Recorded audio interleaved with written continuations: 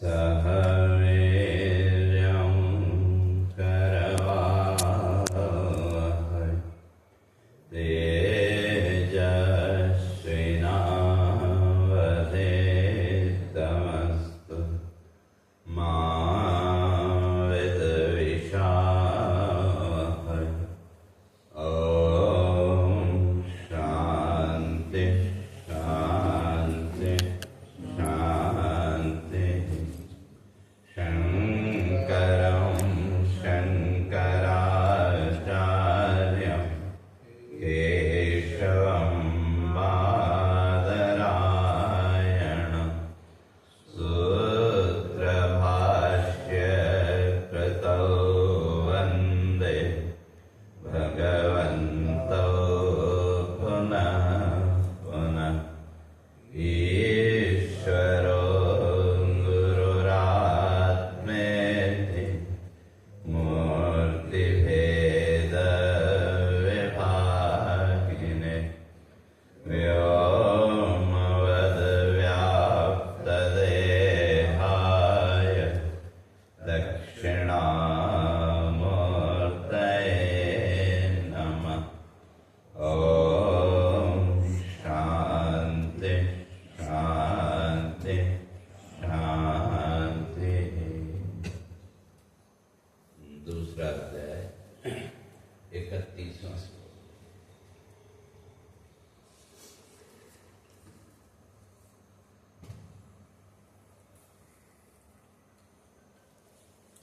ॐ श्री परमात्मने नमः। परमात्मने नमः। श्री भगवानुवाच श्रीभगवानुवाच स्वधर्ममपि चावेक्ष्य स्वधर्ममपि चावेक्ष्य न विकम्पितुमर्हसि न विकम्पितुमर्हसि धर्म्याधियुद्धा श्रेयो धर्मायधीयुधाश्रेयो अन्यक्षत्रियस्य न विद्यते अन्यक्षत्रियस्य न विद्यते यदृच्छया चोपपन्नम् यदृच्छया चोपपन्नम् स्वर्गद्वारम् अपावृतम् स्वर्गद्वारम् अपावृतम् सुखिनः क्षत्रिया पार्थ सुखिनः क्षत्रिया पार्थ लभन्ते युद्धमीदृशम् लभन्ते युद्धमीदृशम् अथ चेत्त्वम् इमं धर्म्यम् चेत्त्वमिमं धर्म्यं सङ्ग्रामं न करिष्यसि सङ्ग्रामं न करिष्यसि ततः स्वधर्मं कीर्तिं च ततः स्वधर्मकीर्तिं च हित्वा पापमवाप्स्यसि हित्वा पापमवाप्स्यसि अकीर्तिं चापि भूतानि कीर्तिं चापि भूतानि कथयिष्यन्ति ते व्ययाम् कथयिष्यन्ति ते व्ययाम् सम्भावितस्य चाकीर्तिः सम्भावितस्य चाकीर्तिः मरणादतिरिच्यते मरणादतिरिच्यते भयाद्रणादुपरतम् भयाद्रणादुपरतम् मस्यन्ते त्वां महारथाः नश्यन्ते त्वां महारथाः येषां च त्वं बहुमतो येषां च त्वां बहुमतो भूत्वा यास्यसि लाघवम् यास्यसि लाघवम्। तो भगवान इस बात को स्पष्ट करके आए थे, न तुम शोचितुम अर्हसि। तुमको इन सब के लिए शोक नहीं करना चाहिए। क्यों? देही नित्यम अवध्य का जो देही है, जो शरीरधारी है, तो वो तो नित्य है, उसका कभी नाश नहीं हो सकता।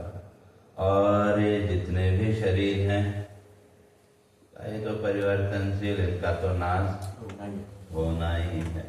और ये बात अगर समझ में आ गई तो क्या फिर शोक करने का कोई काम और है नहीं। इसलिए तस्मात् सर्वाणि भूतानि का ये कोई एकाद्वैत भूत की स्थिति नहीं, जितने भी भूत अर्थात ये पांच भौतिक जो सृष्टि है, या सीधे सीधे कहें कि जितना भी दृश्य जगत, दो ही वस्तुएं, एक दिखने वाला और एक देखने वाला। जो देखने वाला है वो नित्य है और जो दिखने वाला है वो अनित्य। सरल शब्दों में अगर कहें, इसलिए वेदांत कहता है संसार में दो ही वस्तु, दो के अतिरिक्त और तीसरा कुछ है ही नहीं। एक देखने वाला और दूसरा दिखने वाला। तो जो दिख रहा है वो नाशवान, और जो देख रहा है, जो विटनेस है, वो नित्य है। तो फिर आप कौन है? तो हम तो देखने वाले। तो वही भगवान अर्जुन को कहते हैं कि ये जो भी दृश्य तुमको दिखाई दे रहे हैं ये सब नाशवान है, और जिसके होने से ये सब हैं का वो तो नित्य है, उसमें तो कोई अंतर आ नहीं सकता। इसलिए न तुम सोचित इसलिए तुमको इस सब के लिए शोक नहीं करना चाहिए। का तुम्हारे जो पर्सनैलिटी है वो तुमको इस बात की इजाजत नहीं देती है कि तुम इनके लिए शोक करो। वही सिग्नल हम लोग को भी है ना, तो सबके लिए वो तो सबके लिए है, लेकिन जो इमोशंस हैं जो वो तो उसका असर तो रहेगा, है कि नहीं? लेकिन अब उसको पकड़ के बैठे रहना वो सही है, वो क्योंकि उसका फ्लो तो आएगा, वो आएगा भाई जो भी इमोशंस हैं, क्योंकि अभी हम उस लेवल पर तो नहीं पहुंचे, है कि जहाँ पूरी तरह से उससे बाहर निकल जाए, उस लेवल पे तो नहीं पहुंचे। तो जब उस लेवल पे नहीं पहुंचे तो और जो भी हमको ज्ञान है, जो भी हमने समझा, उसके साथ साथ अज्ञान भी है कि, क्योंकि अगर ज्ञान पूरी तरह हो जाता तो फिर संसार की वृत्ति रहती ही नहीं। इसीलिए वहां पंचदशी में स्पष्ट किया, कहा कि आपने कह दिया ज्ञान हो गया, वे आत्मा नित्य है, अविनाशी है, और ये शरीर सब नाशवान है, बदलने वाले, ये पता लग गया है कि नहीं? तो अब कोई कहे नहीं ज्ञान हो गया है, तो कहा ठीक है चलो मान लेते हैं ज्ञान है। और अज्ञान भी दोनों ही है, क्योंकि अब ज्ञान किस लिए है? ज्ञान का प्रमाण क्या है? अभाने न परम प्रेम। आपका सबसे ज्यादा प्रेम किससे? अपने आप से, शरीर से भी नहीं है। क्यों? शरीर में भी कभी कोई चोट लग गई, कुछ हो गया, क्या वो एक बीमारी है ना गैंग्रीन, तो गैंग्रीन कहीं हो गया तो डॉक्टर ने कहा भाई हाथ काटना पड़ेगा, पैर काटना पड़ेगा, तो हम उसके लिए तैयार हो जाएंगे कि? क्यों? भले ही वो हाथ कट जाए लेकिन मैं तो रहूंगा। तो अब उसमें यह है कि भाई मैंने देखा बड़े बड़े जो जानकार, ज्ञानी तो नहीं कहूँगा लेकिन जानकार, लेकिन अगर वो देह की आसक्ति नहीं छूटी तो ठीक है, वो बाध्यता में वो कर तो गया, लेकिन वो उससे बाहर नहीं निकल पाए कि ऐसा क्यों हो गया, किस लिए हो गया करके, तो वो तो फिर उसी में। तो इसलिए आप शास्त्रकार कहते हैं कि भाई आपका जो सबसे ज्यादा प्रेम है वो किसके साथ? अपने आप से। तो क्यों है? तो वो ज्ञान के बिना तो नहीं हो सकता, आपका सबसे ज्यादा प्रेम अपने आप से है, तो उसका आधार क्या है? ज्ञान है ना। तो अगर अपने होने का ज्ञान नहीं होता तो स्वयं से प्रेम होता क्या? तो स्वयं से प्रेम है, इसीलिए वो कभी हाल करना पड़े तो उसमें भी कोई संकोच नहीं होता। तो क्या फिर ज्ञान है ना? तो फिर ज्ञान है तो फिर न विषय स्पृहा का फिर संसार में क्यों प्रवृत्ति है? तो अज्ञान है साथ में। तो अगर ज्ञान पूरी तरह से ज्ञान होता तो क्या फिर संसार में प्रवृत्ति नहीं होनी चाहिए थी? संसार का जो भी व्यवहार है, जो कुछ भी है, अब कितनी है क्या है वो एक अलग चीज है। तो इसलिए क्या है, ज्ञान और अज्ञान दोनों साथ। जैसे कई बार वे आप बैठे बात कर रहे हैं, किसी व्यक्ति को याद करते हैं नाम भूल के, और साथ में दो चार लोग बैठे हैं, वो आपको नाम याद दिलाते हैं कि नहीं, भाई ये नाम होगा, राम होगा, श्याम होगा। आप कहते हैं नहीं ये नाम नहीं, तो क्यों याद है ना, तभी तो कह रहे हो कि ये नहीं है। तो फिर याद है तो फिर बोलते क्यों नहीं? उसका नाम राम या श्याम नहीं है ये मालूम है ना, तो ज्ञान है ना। तो फिर ज्ञान है तो फिर क्या नाम है बताते क्यों नहीं? तो स्मृति और विस्मृति, या ज्ञान और अज्ञान दोनों साथ में है कि नहीं? अगर ज्ञान है तो फिर नाम बता दो, और अगर पूरी तरह से अज्ञान है तो फिर कोई भी नाम हो सकता है न, कोई भी हो सकता है। राम श्याम जो भी सामने वाले ने कहा वो हो सकता है। और लेकिन इतने में कई बार हम कहते नहीं भाई इस अक्षर से शुरू होता है, कई बार ऐसे भाई इस अक्षर से शुरू होता है, या आखिर का या शुरू का अक्षर नहीं भाई इस अक्षर पर उसका नाम पूरा होता है। और फिर कहीं से उसका थोड़ा सा क्लिक मिला तो तुरंत अरे हाँ ना उसका तो ये नाम है। तो विस्मृति और स्मृति दोनों साथ साथ हैं कि, या दूसरे शब्दों में कहें तो ज्ञान और अज्ञान दोनों साथ में हैं कि। तो इसी तरह से यहाँ संसार में भी ज्ञान और अज्ञान दोनों साथ में चल रहे हैं। जिसका जो ज्यादा प्रोपोर्शन जिसका है वो तो है, लेकिन अब हम अपने जीवन में किसको ज्यादा महत्व देते हैं? तो इसलिए अब जितना हमने समझा, जो कुछ भी समझा, साथ में अज्ञान भी बैठा है कि अभी पूरी तरह उससे बाहर तो नहीं निकले। अब जब पूरी तरह से बाहर नहीं निकले तो एक वो जो भाव है, इमोशंस, वो तो है, समझ रहे हैं, लेकिन फिर भी चित्त में कहीं न कहीं वो संस्कार, वो भाव बैठा है कि तो वो तो अपना काम करेगा, और वो अपने संस्कारों के हिसाब से आपके अंदर सुख और दुख दोनों भावों को प्रकट करेगा। अब अंतर यही है कि जो विचारशील व्यक्ति है वो जल्दी उससे बाहर निकल आता है, हाँ वो है, और जो अज्ञानी है वो उसको पकड़ के बैठ जाता है, ऐसा क्यों हुआ मेरे साथ क्यों हुआ।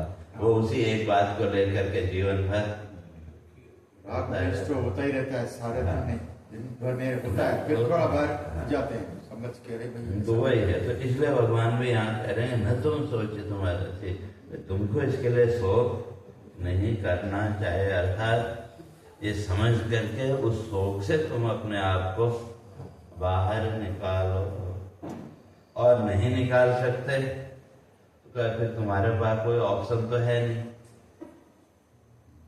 जैसे कई बार किसी व्यक्ति को लेकर के दुख हुआ, शोक हुआ, तो जो सामाजिक जो भी व्यवस्था है वो सब कार्य करना पड़ेगा कि कोई वहां ऑप्शन है क्या? जब करना ही है तो फिर दुखी होके क्यों करो? ठीक है, आपका जो भी वो भाव कह लो, इमोशंस का जो फ्लो है वो बार बार आपको वो करेगा। लेकिन जो विचारशील व्यक्ति है वो उससे अपने को फ्लो आया और उसने उससे अपने को बाहर निकाल लिया। और जो एक सामान्य व्यक्ति है वो उसी में बहता रहता है। ये जो सब बता रहे हैं ये सब जीवन में होता है। इन सब चीजों का विचार करके जो भी हमने सुना, जो समझा, तो हम लोग समझते हैं बस हमको ज्ञान हो गया। लेकिन उतना ही नहीं, क्योंकि ये तो केवल शब्द ज्ञान है। और ये शब्द ज्ञान समय के साथ उत्पन्न होगा, नष्ट होगा। जैसे आप यहाँ आए, बैठे, अपना स्वाध्याय शुरू हुआ, तो कल आपने क्या सुना था या कल हमने क्या बोला था वो आपके सामने प्रकट हो गया कि नहीं? लेकिन फिर जैसे यहाँ से बाहर निकले फिर वो सब हो गया। तो फिर दूसरे दिन आए तो हम कल हमने ये सुना था, भाई क्या समझे थे भाई। तो लेकिन हम लोगों ने वह उसको ही ज्ञान मान लिया। उसके लिए तो निरंतर उसका विचार करना, जो हमने सुना, जो हमने समझा, उसका जितना हम विचार करेंगे और जितनी गहराई से करेंगे, उस विचार के द्वारा धीरे धीरे वो दृढ़ होगा, पक्का।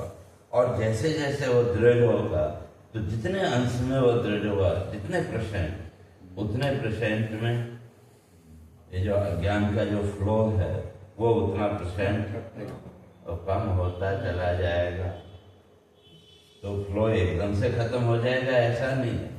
जैसे मैंने उस दिन उदाहरण दिया था ना, पंखा चल रहा है, आपने पीछे से रेगुलेटर से क्या किया, उसको कम किया, तो उतनी स्पीड उसकी कम हो गई थी। तो वो इसी तरह से जैसे जैसे चिंतन के द्वारा, विचार के द्वारा जो भी हमने सुना, वो जैसे जैसे हमारे जीवन में पक्का होता गया, दृढ़ होता जाएगा, वैसे वैसे प्रैक्टिस में आना है। हाँ, वैसे वैसे वो जो संसार का फ्लो, सुख दुख आदि का जो फ्लो है, वो भी वैसे उतने हिसाब से वो भी कम होता चला जाएगा। और जो विचार करना है, फिर कब तक विचार करना है? हमारा प्रश्न किया किसी ने गुरु से, कल आपने बोल दिया, मैंने सुन लिया, हो गया काम। भाई आत्मा अजर अमर है, अविनाशी है, आपने बोला तो मैंने सुन लिया, ज्ञान हो गया कि? और शरीर नाशवान है, जो कुछ भी है बदलने वाला है, ये भी सुना, ज्ञान। फिर ये इतना विचार क्यों करना? रोज रोज इतनी बड़ी बड़ी पुस्तकें, जो कुछ भी है, ये सब किस लिए करना? भाई इतनी ही तो बात है। फिर आप कहते हो कि रोज स्वाध्याय करो, रोज चिंतन करो, तो कब तक करना? तो वहाँ बड़ा सरल उत्तर दिया, कहते हैं आतत्वावबोधना। जब तक आपको उस तत्व का ज्ञान न हो, और जैसे ही वो बोध होगा, वो विचार प्रक्रिया अपने आप छूट जाएगी, उसको छोड़ना नहीं पड़ेगा। जैसे कई बार जीवन में कोई समस्या आ गई, कोई प्रॉब्लम आ गई, तो उसका आप विचार करते हैं कि, और कब तक वो विचार चलता है? जब तक उसका कोई न कोई सॉल्यूशन आपको नहीं मिल जाए, तो तब तक बार बार उसका विचार चलता है कि चलता है क्या नहीं, या बार बार हम उसका विचार करते हैं। और जैसे ही आपको सॉल्यूशन मिला, फिर आगे विचार करने की जरूरत है क्या, या उस विचार को छोड़ना पड़ता है क्या? छूट जाता तो अपने आप छूट जाता। तो उसी तरह से जिस दिन वो पूर्ण रूप से उसका ज्ञान हो जाएगा, उस दिन ये विचार प्रक्रिया अपने आप, लेकिन तब तक वो चिंतन को करना पड़ेगा। तो इसलिए वही यहाँ कहते हैं, इसलिए और सारे ही है, तो इसलिए फिर भी चिंतन किसका करना? नित्य और अनित्य। क्या नित्य है और क्या अनित्य? जैसे मैंने अभी कहा ना, एक दृश्य और एक दृष्टा, दिखने वाला और देखने वाला, दो ही तत्व। उसके अलावा संसार में और कुछ वो है ही नहीं। तो यदि इनका विचार करो तो धीरे धीरे जब वो क्लियर होगा तो अपने आप इस संसार का जो फ्लो है वो उतने अंश में कम होता चला जाएगा।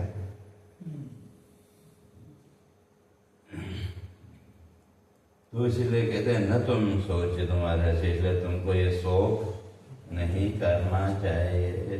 तो क्यों? तो फिर आगे भगवान कहते हैं स्वधर्मम अपि चावेक्ष न विकम्पितुमर्हसि धर्माधि युद्धाश्रेयो अन्य क्षत्रियस्य न विद्यते। तो कहा तुम जो ये कह रहे हो, जो पहले अर्जुन ने कहा था न युद्ध, मैं युद्ध नहीं करूँगा। और क्यों नहीं करूँगा? तो उसके लिए पहले अध्याय में अर्जुन ने अपने तर्क दिए थे। तो उसके लिए तो भगवान पीछे कह के आए थे कि ये तो क्या है, सब प्रज्ञावाद है, बुद्धिवाद, केवल बुद्धि का खेल है, बाकी इसमें कोई, जैसे कई बार हम लोग भी जब दूसरे को उपदेश देते हैं, समझाते हैं, तो वो भी क्या है, वो भी एक तरह का बुद्धिवाद है। क्यों? अगर वो ज्ञान हमको था तो फिर जब वो परिस्थिति हमारे जीवन में आई तो फिर हम क्यों दुखी हुए? फिर कल जो बात आपने उसको समझाई थी, आज सामने वाला व्यक्ति वही बात आके आपको समझाता है कि नहीं? तो फिर वो ज्ञान नहीं है, वो बुद्धिवाद है। तो हमने थोड़ा सुना पढ़ा और कुछ शब्द हमने अपने बुद्धि में बैठा लिया। वे कौन सी परिस्थिति में कौन से शब्दों को बोलना चाहिए, कैसे बोलना चाहिए, ये सब हमारे बुद्धि में हमने बैठा के रखा है। जैसा भी हमने देखा, सुना, समझा, उस हिसाब से। तो वो क्या है? वो ज्ञान नहीं है, वो एक तरह का बुद्धिवाद है। तो इसलिए भगवान क्या कहते हैं, जितने भी तुम्हारे तर्क हैं, तर्क अच्छे, लेकिन उसमें सार नहीं, क्यों? वो तर्क एक पक्षीय है। जीवन में तुमने केवल एक पक्ष को देखा कि अगर युद्ध होगा तो क्या होगा, वो तुमने देखा। लेकिन अगर युद्ध नहीं किया तब क्या होगा, क्या उसका तो तुमने विचार किया ही नहीं। तो इसलिए उसको ज्ञान नहीं कह सकते, वो केवल एक लॉजिक है। तो ये वही भगवान यहाँ कह रहे हैं कि स्वधर्मम अपि चावेक्ष न विकम्पितुमर्हसि। तो इसलिए कहा कि वे तुमको अपने धर्म का त्याग करके जाना नहीं चाहिए, क्यों? तुम्हें तुम्हारा जो धर्म है, तुम्हारा जो कर्तव्य है, उसका पालन तो करना ही पड़ेगा, और नहीं चाहोगे तो भी करना पड़ेगा। क्यों? जो तुम्हारा प्रारब्ध है कि नहीं? सामान्य उसमें अगर कहें कि जो भी आपका प्रारब्ध है, चाहे वो सुख का हो चाहे दुख का हो, और प्रारब्ध के विभेदों की पहले चर्चा करके आए थे कि 3 प्रकार का प्रारब्ध, स्वेच्छा, अनिच्छा और परेच्छा। तो इन तीनों प्रारब्धों में से जो प्रारब्ध सामने आए उसको अपना फल तो देना ही, और अपना फल देने के लिए आपको किसी न किसी कर्म के साथ जोड़ेगा। जो प्रारब्ध है ऐसे ही फल नहीं दे देगा, वो किसी न किसी कर्म के माध्यम से ही आपको अपना फल हो देगा। और उस कर्म को हमने अपना मान लिया तो वहां भी सुखी दुखी, सुख दुख आदि के वो भाव है। तो इसलिए हमारे ऋषि ने स्पष्ट किया कि बुद्धि उत्पद्यते तादृक यादृक कर्म फलोदय सहाया तादृशा एवं यादृशी भवितव्यता। आपकी बुद्धि भी वैसे उस समय या वो जो प्रारब्ध फल देने के लिए जो सामने आ रहा है, चाहे स्वेच्छा, अनिच्छा, परेच्छा, जैसा भी है, उस समय अपना फल देने के लिए का आपकी बुद्धि को भी वो वैसे ही थोड़ी देर के लिए डाइवर्ट कर देगा। और सहाया तादृशाय, और आपको हेल्पर, आपको सहायक भी वैसे ही मिलेंगे जैसा आपका वो कर्म फल सामने आ रहा होगा, चाहे वो सुख का हो चाहे दुख का हो। पूरा वीडियो निकल चुका है, पूरा निकल चुका है। तो इसलिए भगवान वही कहते हैं कि भाई तुम नहीं भी चाहोगे तो ये जितने भी सामने योद्धा खड़े हैं तो इनका भी प्रारब्ध है कि नहीं? और उनका प्रारब्ध क्या है? मृत्यु का प्रारब्ध। वो तो पहले से निश्चित है। और तुम निमित्त नहीं भी बनना चाहोगे तो भी तुमको बनना पड़ेगा। इसलिए भगवान आगे कहेंगे निमित्त मात्रम भव सभ्य साचन। इसलिए सुख दुख से बाहर अगर निकलना है तो क्या बनो? निमित्त मात्र। तुम केवल निमित्त हो। और जो निमित्त है उसको न पाप न पुण्य। जैसे घर में कभी आप सब्जी सुधार रहे हैं या फ्रूट सुधार रहे हो तो अचानक वो चाकू लग गया उंगली में, तो अब उसको चलो उसमें आपको गुस्सा आया, उठा के फेंक भी दिया, लेकिन थोड़ी देर बाद फिर उसी को उठा के साफ करके फिर वो करते हैं कि नहीं? तो अब उससे किसी प्रकार का पाप पुण्य उसको लगा क्या? ठीक है, जो भी सुख दुख था आपका निमित्त था। अब चाहे हम अपनी असावधानी कहें या जो कुछ भी कहते हैं तो उस पे किसी प्रकार का दोष देते हैं क्या? तो वो तो केवल निमित्त है। तो भगवान कहते हैं इसी तरह से तुम भी क्या हो? तुम केवल निमित्त हो। या जितने भी प्राणी है वो सब निमित्त मात्र। फिक्सिंग कर चुका है, वो हम लोग ऐसे खेल रहे हैं। वो तो पहले से फिक्स है। वो तो पहले से फिक्स है। इसलिए सबको अपना अपना रोल पूरा करना है।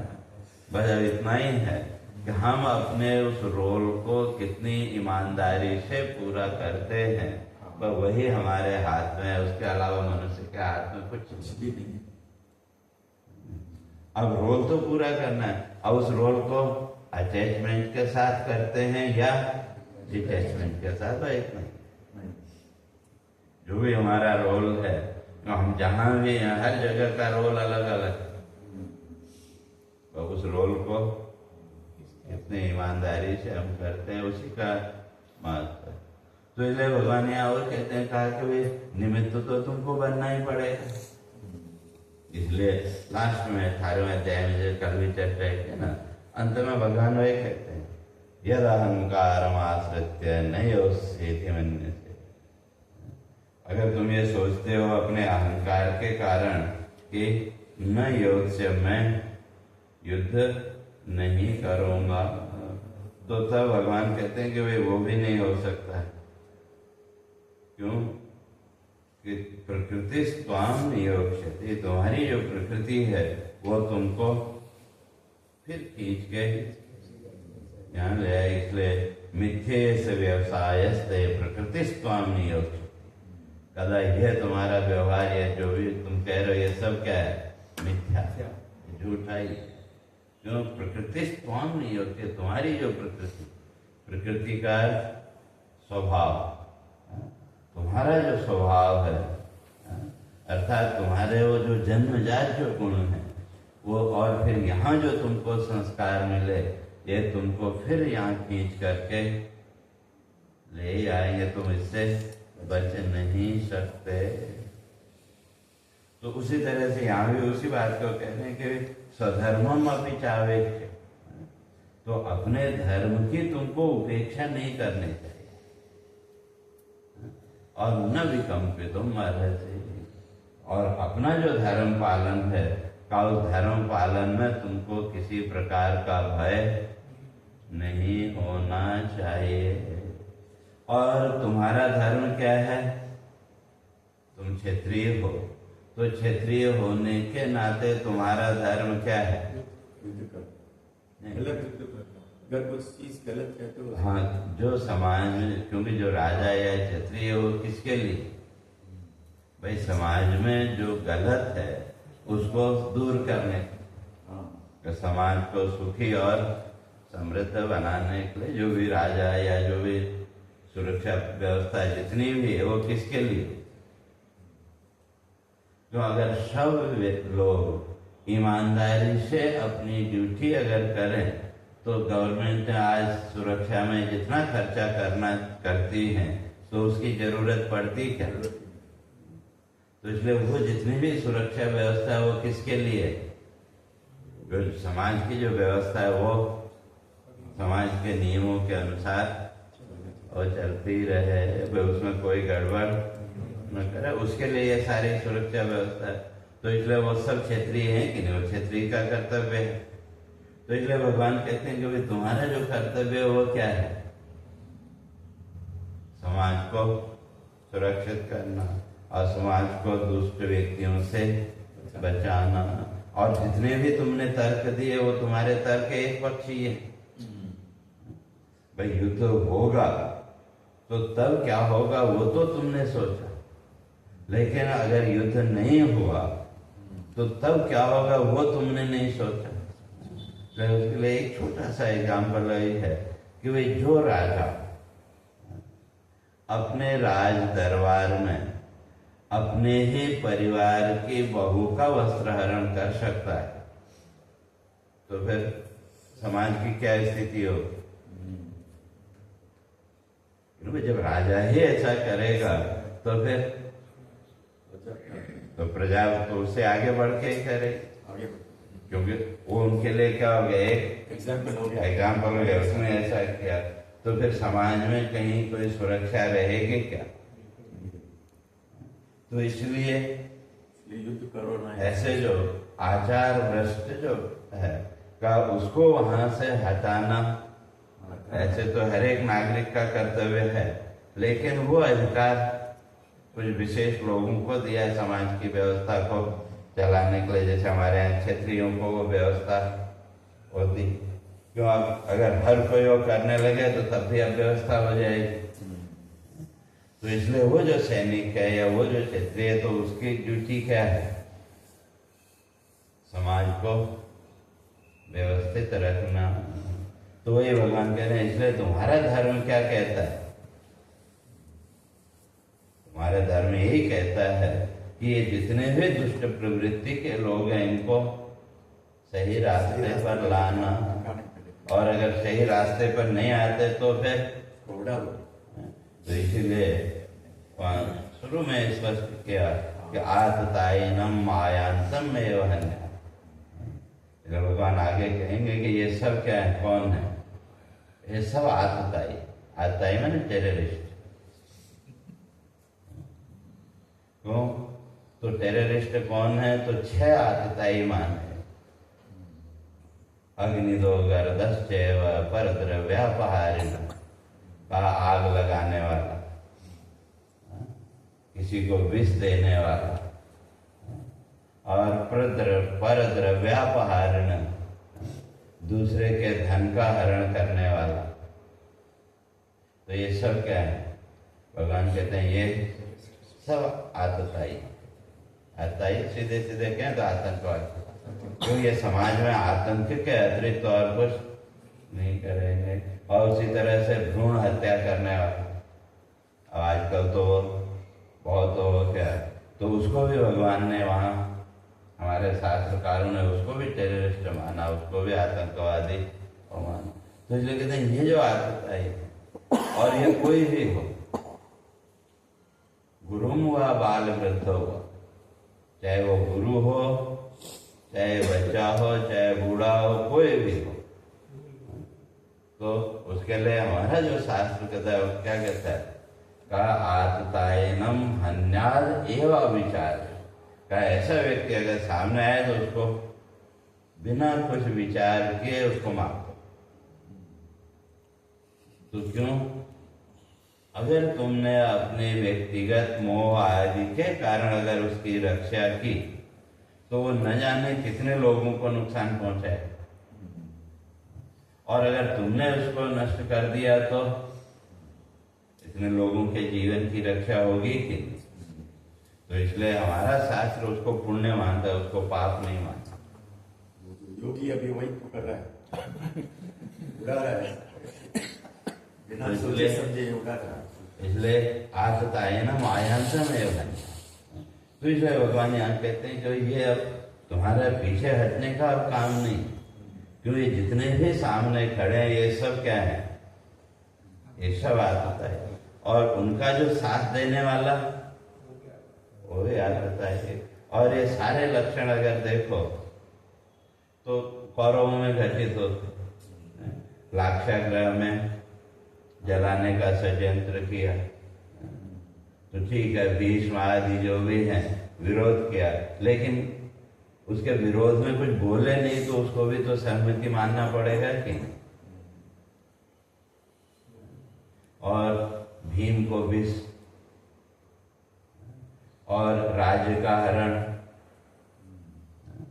और जो तो अपने ही राज्य में अपने ही पुत्र वधू का अपमान, तो ये चार लक्षण तो वहां प्रत्यक्ष है। तो इसलिए वो सब कौन है, सब आतता है। तो इसलिए भगवान कहते हैं तुम्हारा धर्म यह है कि वे जो शास्त्र जो कहता है आतता है न मायांतम एवं, तो इसलिए तुम अपने उस कर्तव्य से अब पीछे नहीं हट सकते, इसलिए अब तुमको उससे पीछे नहीं हटना चाहिए। क्यों?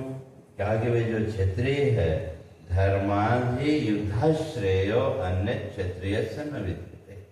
कहते हैं ऐसी परिस्थिति में जो क्षत्रिय है उसका जो धर्म है वो क्या है, का वो युद्ध ही उसका धर्म है।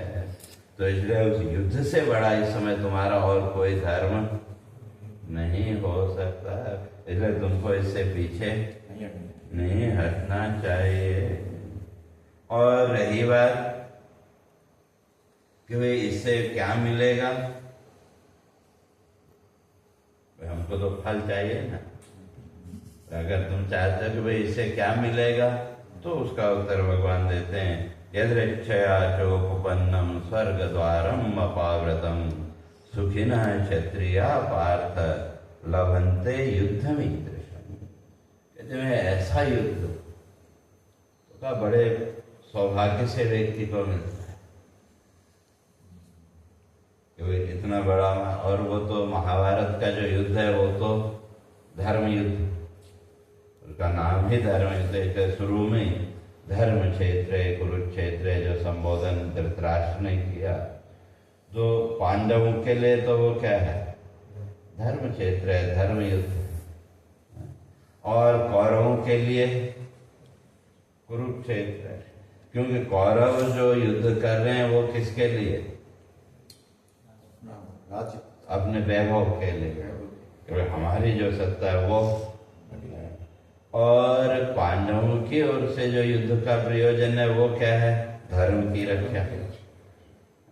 क्योंकि दुर्योधन जैसा अगर राजा रहा तो फिर समाज में किसी प्रकार की कोई धर्म की व्यवस्था रहेगी क्या। तो इसलिए धर्म की व्यवस्था के लिए वो युद्ध कर रहे हैं। तो वही यहाँ पर भगवान वही कहते हैं कि वे अगर तुम्हें चाहते हो कहा कि वे लभन सुखिनः क्षत्रिया पार्थ लभन्ते युद्धमीदृशम्, का इस तरह का युद्ध जिनको मिलता है, कहते हैं वो तो अपने जीवन में बड़े भाग्यशाली। क्यों? स्वर्ग द्वारम अपाव्रतम, का जो स्वर्ग का द्वार जो अभी बंद है, तो ऐसा जो धर्म युद्ध है का उन योद्धाओं के लिए स्वर्ग के द्वार को बोलने वाला है, और वो दोनों पक्ष में। तो इसलिए हमारे ऋषियों ने इस बात को स्पष्ट किया कि द्वाविमौ पुरुषौ लोके सूर्यमंडल भेदिनौ परिव्राज योग युक्तश्च रणे चाभिमुखौ भतः। कहते हैं वो जो स्वर्ग के द्वार है, जो सूर्यमंडल है, उस सूर्यमंडल का भेदन करके उस पार केवल दो ही व्यक्ति जा सकते हैं। कौन कौन? का परिव्राज योग युक्त, एक तो योग से युक्त सन्यासी, जो सन्यासी योग से युक्त है वो, और रणे चाभिमुखौ भतः, जो युद्ध में सामने से मारा जाए। क्यों? क्योंकि उस समय वो आवेग इतना तीव्र होता है कि व्यक्ति को और उस समय कोई दूसरे स्मृति या कोई दूसरा भाव और नहीं है। तो इसलिए उस समय ऊर्जा का जो अधिकतम संचार है वो शरीर में रहता है। इसलिए युद्ध में सामने से जो मारा जाए तो शास्त्रकार कहते हैं वो भी उस सूर्य मंडल का वेदन करता है। इसलिए भगवान कहते हैं कि भाई ये जो युद्ध का अवसर है ये क्या स्वर्ग द्वारम अपावृतम, तो क्या जो स्वर्ग के द्वार बंद हैं उन स्वर्ग के द्वार को खोलने वाला है। और हर व्यक्ति स्वर्ग की अपेक्षा रखता है कि फिर मरने के बाद स्वर्ग मिले, सभी की अपेक्षा है। अब मिलेगा कि नहीं मिलेगा वो तो भाई हमारे कर्मों के हिसाब से और हमारे जीवन के अंतिम संकल्प के हिसाब से उसका निश्चय होगा। लेकिन हर एक व्यक्ति की इच्छा तो स्वर्ग की रहती है कि मोक्ष की। तो इसलिए यदृच्छया चोपपन्न, तो इसलिए वहां कहते हैं इसलिए तुमको ये युद्ध तो करना ही चाहिए, इससे तुमको भागना ठीक नहीं है। क्यों? का अगर अब तुम्हारे पास भागने का भी विकल्प नहीं है, तो जब तक युद्ध का निश्चय नहीं हुआ था तब तक तुम्हारे पास ऑप्शन था, लेकिन अब तुम्हारे पास यहाँ से भागने का भी ऑप्शन नहीं है। क्यों? दोनों सेनाएं आमने सामने खड़ी युद्ध में, और अगर तुम तैयार नहीं होते तो क्या ये सेनाएं भी कहाँ आती? जो पांडव पक्ष है तो पांडव पक्ष का भी युद्ध का आधार कौन है? अर्जुन। उनको पता है अर्जुन धनुर्धर है, अर्जुन है तो हम युद्ध जीत लेंगे। और जो कौरव पक्ष है उनका भी केंद्र बिंदु कौन है? उनका भी केंद्र बिंदु अर्जुन है। फिर अर्जुन को परास्त कर दो तो क्यों? पूरा महाभारत को देखो या वो सीरियल आपने देखा होगा तो सारी रणनीति किसके लिए? भाई अर्जुन को हर, भाई अर्जुन एक बार पराजित हो गया तो फिर बाकी तो कोई युद्ध करने वाले नहीं। तो दोनों सेनाओं का कौन है केंद्र? कौन है? भगवान कहते हैं दोनों सेनाओं के केंद्र तुम ही हो। पांडव सेना के केंद्र भी तुम हो। क्यों? पांडव सेना भी अगर युद्ध के लिए तैयार है तो तुम्हारे बल पर तैयार है, और सामने वाला पक्ष भी अगर युद्ध के लिए तैयार है तो उसके सेंटर में भी तुम ही हो। लगा अब तुम भाग नहीं सकते यहाँ से। तो इसलिए अथ चेत्त्वम् इमं धर्मं संग्रामं न करिष्यसि ततः स्वधर्मं च कीर्तिं च हित्वा पापमवाप्स्यसि। अब अगर तुम यहाँ से भागते हो तो अब तुमको यश मिलने वाला नहीं। जो तुम कह रहे हो कि भाई मैं भिक्षा तो कहीं भी मिल जाएगी, का वो भी तुमको नहीं मिल पाएगी। क्यों? क्यों? तुम जहां भी जाओगे तुम्हारा शौर्य, तुम्हारा जो शरीर आदि है तो वो तो अपना परिचय देगा ही। भिक्षा भी नहीं देंगे।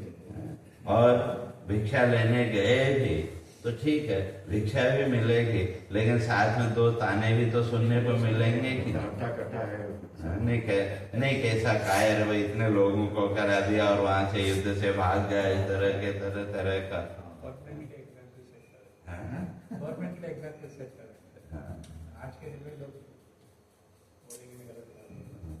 तो इसलिए वहां भगवान कहते हैं तुम अगर ये सोचते हो कि तुम भिक्षा करके जीवन यापन कर लोगे तो वो भी तुम्हारे लिए मुश्किल हो जाए। क्योंकि भाई तुम ऐसे व्यक्ति तो नहीं हो कि भाई तुमको कोई नहीं जानता हो, भले ही अभी तक लोग नहीं जानते हो, लेकिन अब अगर यहाँ से तुम भागे तो सब जान जाए। तो एक वो क्वेश्चन, और जहां भी तुम गए तो वहां वो ताने तो तुमको सुनने ही पड़ेंगे। तो क्या वो ताने सुन के तुम फिर जी पाओगे? क्योंकि हर जगह तुमको अपना ही अपयश सुनना पड़ेगा।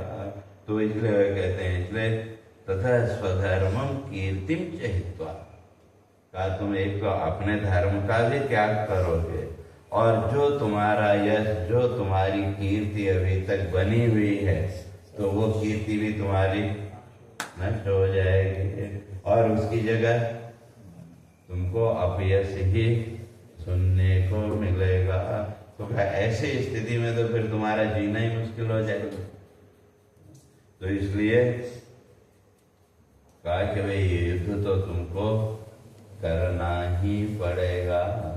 तो उसी बात को फिर आगे कहते हैं, कहा कि जब वो अपने अपयश तुम सुनोगे तो क्या वो जीवन तो तुम्हारे लिए मृत्यु से भी ज्यादा भयंकर होगा।